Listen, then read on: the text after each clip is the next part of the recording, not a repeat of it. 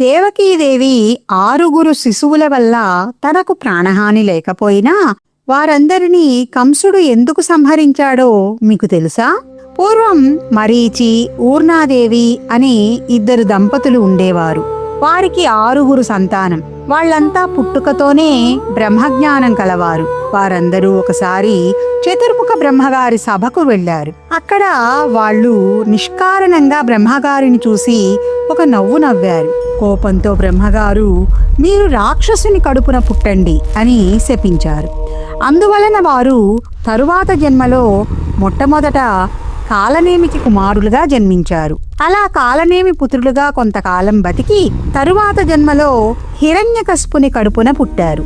అప్పటికి వాళ్ళకి ఉన్న రజోగుణ తమోగుణ సంస్కారం తగ్గింది. అందువల్ల తిరిగి బ్రహ్మగారి గురించి తపస్సు చేశారు. బ్రహ్మగారు సంతోషంతో వారికి దీర్ఘాయుర్దాయమును ప్రసాదించారు. ఇక ఈ విషయాన్ని వారు అప్పటి తండ్రి అయిన హిరణ్యకశిపునకు చెప్పారు.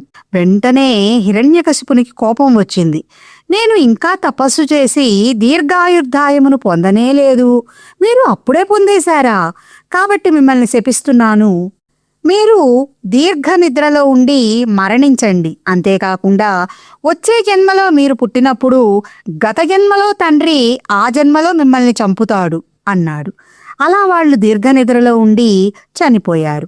మరుజన్మలో మరీచి, ఊర్నల కొడుకులు ఇప్పుడు దేవకీదేవి కడుపున పుట్టారు.